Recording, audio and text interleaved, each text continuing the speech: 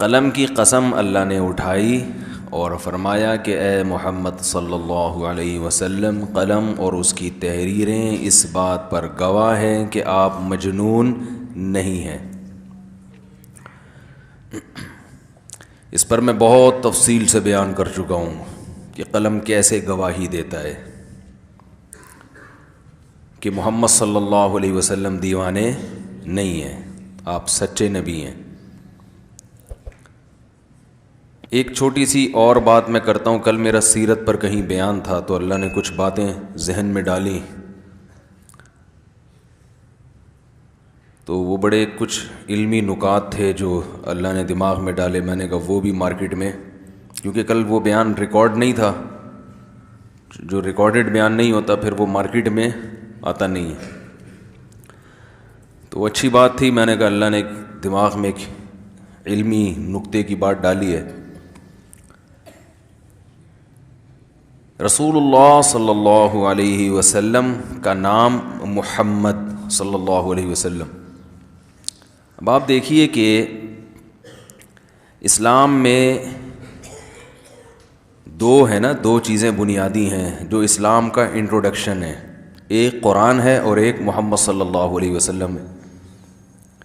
ان دو کو آپ نکال دو تو اسلام ختم۔ ہاں، جو اللہ کے منکر ہیں ان کے لیے پھر اللہ کو بھی ثابت کرنا پڑتا ہے، لیکن اللہ کو ثابت کرنا بہت آسان ہے،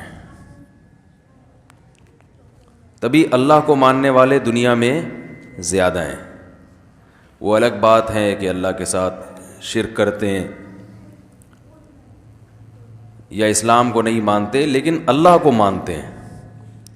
بہت کم لوگ ہیں جو اللہ کا سرے سے انکار کرتے، وہ پاگل ہیں، وہ ان کے دلائل ایسے نہیں ہیں کہ وہ کوئی بھی اس سے سمجھدار آدمی متاثر نہیں ہوتا۔ کل میرا بیان تھا نا KSBL یونیورسٹی میں، تو ایک اسٹوڈنٹ نے سوال کیا، یہ بھی بڑا پرانا سوال ہے، جیسے اسلام پر چند اعتراضات ہیں نا غیر مسلموں کے، وہ گھما کے 1400 سال سے وہی گھمائے جا رہے ہیں۔ وہ بھائی کوئی نیا ایک اعتراض کرو تو ہمیں جواب میں بھی مزہ آئے۔ وہی باندیوں والا مسئلہ اٹھا لیں گے، 4 شادیاں اٹھا لیں گے، اور نبی نے اتنی عمر کی خاتون سے شادی کیوں کی، یہ 3-4 ہیں، ان کے علاوہ کچھ بھی نہیں ہے۔ ایک اہم بات خوب اچھی طرح ذہن میں رکھیں کہ اگر کوئی حق کو پہچاننا چاہتا ہو نا،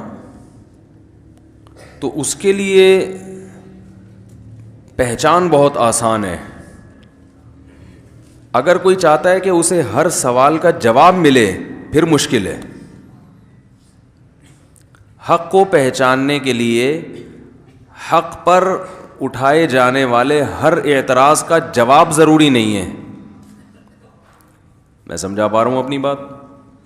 اگر آپ ثابت کر دیں کہ یہ حق ہے تو اس پہ اشکالات ہوتے ہیں، بھئی اس اشکال کا کیا جواب ہے، اس اشکال کا کیا، تو ہر اشکال کا جواب دینا بھی بسا اوقات مشکل ہوتا ہے، اور اگر جواب دیا جائے تو سامنے والے کے لیے سمجھنا بھی مشکل ہوتا ہے۔ لیکن حق کو پہچاننا بہت آسان ہے۔ کیسے؟ کچھ دن پہلے ایک صاحب آئے میرے پاس، پہچاننے کا طریقہ 2 اور 2 4 کی طرح ہے۔ وہ چھنی سے چھان لیں گے نا آپ، جو رہ جائے گا اوپر وہ کیا ہوگا؟ وہ حق ہوگا، ٹھیک ہے نا؟ چھنیوں سے چھانا کریں۔ تبھی دیکھیں قرآن نے کیا کہا ہے، تبارک الذی نزل الفرقان، پاک ہے وہ ذات، برکت والی ہے وہ ذات جس نے فرقان نازل کیا۔ فرقان پتہ ہے کسے کہتے ہیں؟ نہیں، فرق کرنے والی کو نہیں، فرق کرنے والے کو فارق کہتے ہیں، فرق کرنے والا، حق اور باطل کو جدا کرنے والا، یہ فارق ہے۔ فرقان ہے سپرلیٹو ڈگری، حق اور باطل کو ایسے جیسے دودھ کا دودھ اور پانی کا پانی۔ یعنی قرآن کہتا ہے کہ میں حق اور باطل کو ایسا ڈیفائن کرتا ہوں کہ ہڈو بچوں ہو جاتا ہے ہماری زبان میں۔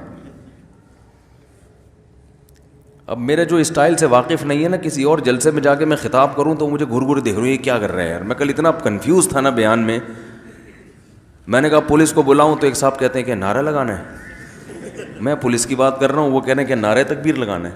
وہ سمجھ میں نہیں آ رہا تھا ان کے یہ کیا ہو رہا ہے. تو جو اپنے ممبر پہ بیٹھ کے بات کا مزہ ہے نا, وہ کہیں اور وہ مزہ نہیں آتا. یہ ایسا لگتا ہے جیسے یہ لگام ہمارے ہاتھ میں ہے, ٹھیک ہے نا, اور سننے والے بھی سمجھتے ہیں. تو فرقان اور فارق میں فرق یہ ہے, فارق کہتے ہیں حق اور باطل کو الگ کرنے والا. تو الگ کرنا تو ٹھیک ہے بھائی, یہ حق ہے یہ باطل ہے. اور فرقان یہ سپرلیٹو ڈگری ہے, حق اور باطل کو ایسے کھول کھول کے جدا کر دیا کہ اب کوئی کسی قسم کی کنفیوژن باقی نہیں رہی ہے. جیسے چنے کی دال مکس ہو جائے مسور کی دال میں, ہے بھائی. اب ایک آدمی کو پتہ نہیں چل رہا اس میں چنے کی دال کون سی ہے مسور کی کون سی ہے. تو ایک طریقہ تو یہ ہے کہ آپ اس کو چنے کی دال دکھائیں, بھائی یہ جس قسم کے دانے ہیں نا یہ چنے کی دال کے ہیں, اور یہ جو پتلی والی ہے لال کلر کی یہ مسور کی دال ہے. تو اب اس میں خود ہی دیکھ لو چنے کی کون سی ہے اور مسور کی, تو پتہ تو چل جائے گا اس کو. اور ایک طریقہ یہ ہے کہ آپ نے ایک ایک دانہ لے کے چنے کا ادھر کر دیا اور مسور کا ادھر کر دیا, سب الگ کر کے بولا یہ چنے کی دال ہے اور یہ مسور کی دال. تو یہ اس کو کیا کہتے ہیں, ہٹو بچوں اس کو کیا کہتے ہیں, بالکل دودھ کا دودھ اور پانی کا پانی کر دیا.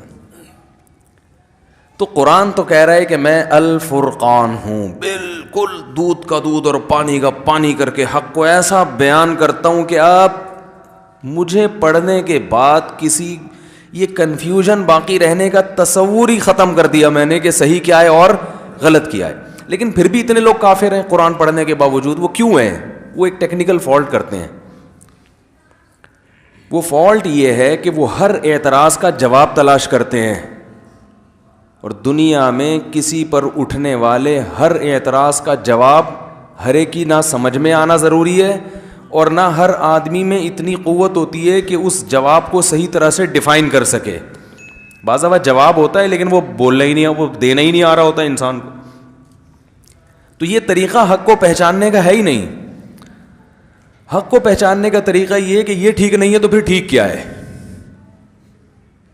میں سمجھا پا رہا ہوں اپنی بات؟ بھائی یہ اگر صحیح نہیں ہے تو پھر صحیح بتا دو کیا ہے, ہم اس کو فالو کریں گے, بشرطے کہ اس پر یہ اعتراضات نہ ہوتے ہوں. آپ دیکھیں گے اس پر اس سے زیادہ اعتراضات ہو رہے ہوں گے, تو بھائی پھر یہی ٹھیک ہے.